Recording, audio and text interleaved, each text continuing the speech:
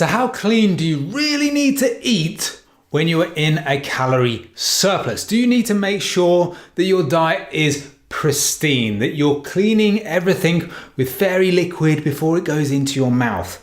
Now, let's not get into a debate about clean eating, what that is, what that means. Should you do it? Shouldn't you do it? Maybe that is for a different episode of the show. But what we want to talk about now is how nutritious do you have to make your diet when you're in a calorie surplus. Now, the key thing probably to think about is the 80-20 rule. Now, most people will talk about the 80-20 rule as being a method of approaching your diet so that you are incorporating a vast majority of nutritious foods, but you're also leaving yourself some room, some flexibility to have something that you might class as a bit more of a treat or a little bit more indulgent or a little bit more calorie dense, whatever phrase you want to use.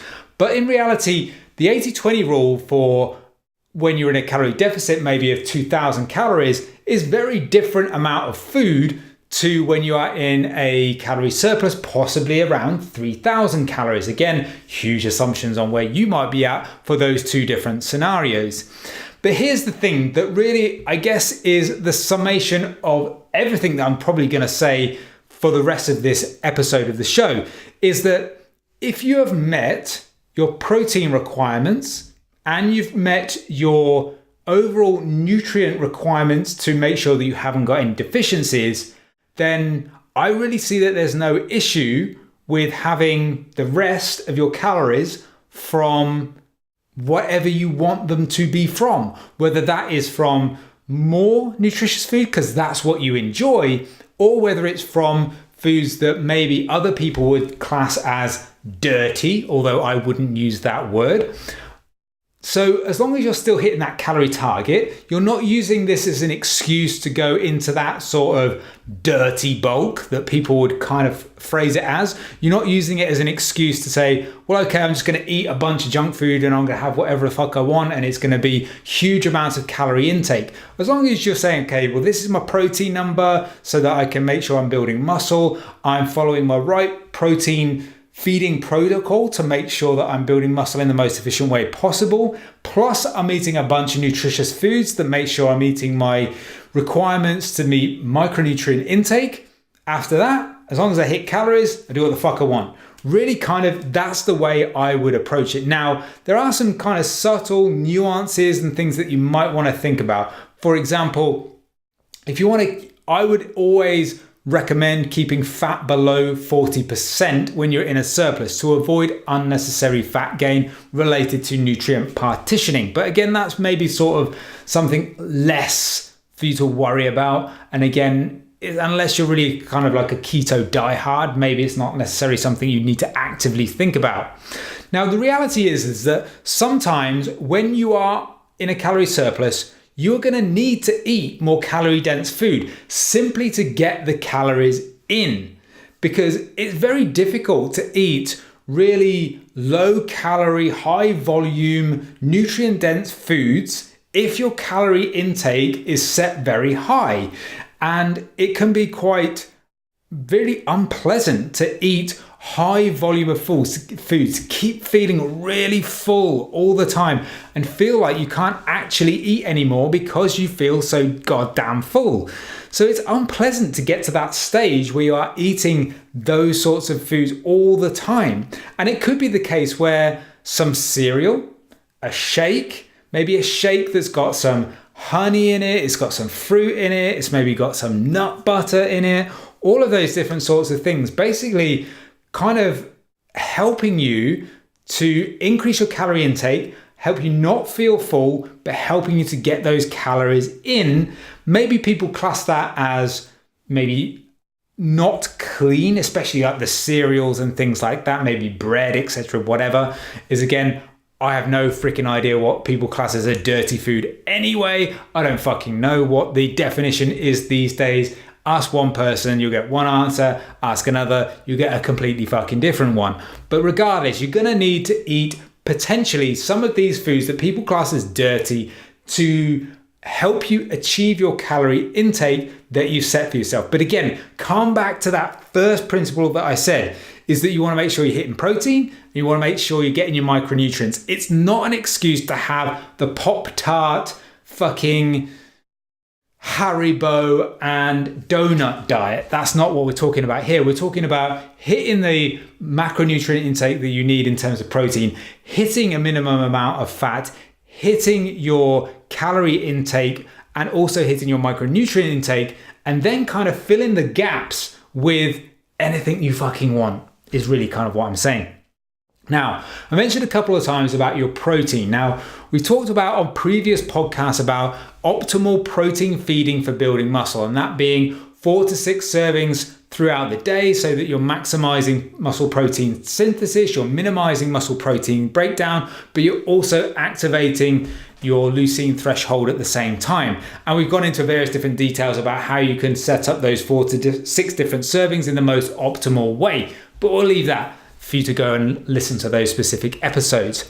So quality is also an important factor. It's not the most important factor. Getting the protein in is obviously one thing. The frequency of the feedings is another. But the actual quality maybe is still a consideration once you've got those things in place. Now, obviously, you want to make sure that you're getting high quality protein sources. Most of you will go for things like meat, fish, dairy, foods like that. Obviously, vegans and vegetarians will go down a different route, but I guess most people will go down that animal product route and get high quality protein. So you want to make sure that you are still doing that across your 4 to 6 servings. You don't want to sacrifice quality unnecessarily so that you can have all of these quote unquote dirty foods or unclean foods. I really hate those terms anyway, but I feel like I need to use them for the purpose of this podcast. So make sure you're getting those 4 to 6 servings. If you're having them from fresh meat, fresh fish, dairy, things like that, you're going to have fairly high quality protein anyway. You're not really going to have to think about it too much.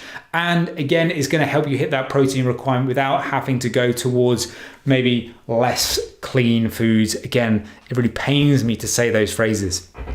Anyway, carbohydrates, I guess, is where this is going to come in, because most of the time people go to things like sugary cereals, maybe even sugary drinks, fruit juices, things like that help them to get calories in. It's much easier to get calories in from carbohydrate sources than maybe kind of go down different routes with protein and things like that. Fats obviously, can quite easily pack out some meals with some fats as well.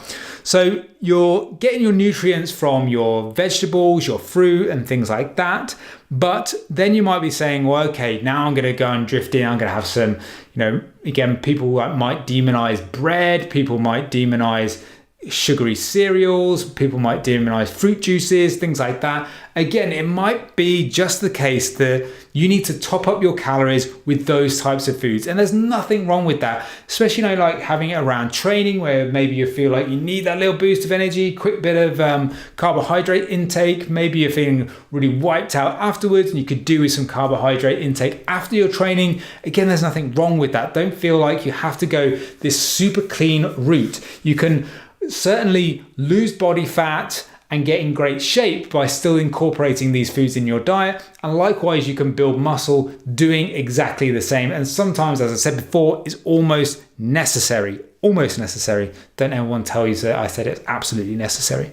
Fat, in terms of like adding that to your meals, again, that can give you a bit of a calorie boost. So again, we talked about like nut butters going into shakes and things like that. Maybe you're cooking with oils. Maybe you've got some sort of olive oil dressing, something like that. Again, it's just adding calories to your intake and helping you hit that calorie mark without actually increasing like a ton of food volume, which is probably the issue. Now, the avoidance of tons of high calorie foods does have a slight advantage because it does help you going way over. You don't want to be in that sort of perma bulk. You don't want to be in that stage where you're just out of control with your calorie intake because you're having lots of foods that have a high amount of calorie intake, and therefore this kind of like nutrient light, calorie dense, however you want to call it, If you're having lots of that, it's very easy for you to exceed that calorie surplus target that you've gone for. However, if you can keep everything under wraps, cool, go for it, no issues, no worries. But obviously, if you are struggling, then again, you've got to have this right balance between the nutritious foods, the foods that are going to help you achieve your goal, plus the foods that kind of help you fill the gaps a little bit. Now, the main thing is to avoid just going down that batshit crazy route. Like I said before, the real thing you need to think about is, well, what's my calorie target overall? That's the thing that I need to kind of focus on. What's the protein target that I'm trying to hit? Am I hitting that with the foods that I'm choosing? Am I getting a minimum amount of fat? Am I hitting my micronutrient requirements? If I'm doing all of that, then if I want to have some cereal, fucking go have some cereal. If you want to have a food fucking Haribo, go have a food fucking Haribo. If you want a fucking fruit juice, if you want to create yourself your own mass gainer shake because it's cheap and you want to add in some full fat milk, some nut butter, some whatever, fucking blob of ice cream if you fucking want it. If you are sticking to the calorie number, you're sticking to the protein number, and you're getting protein from good quality sources, why not fill in the gaps so that you hit that calorie intake without feeling like you're absolutely bursting at the seams with food?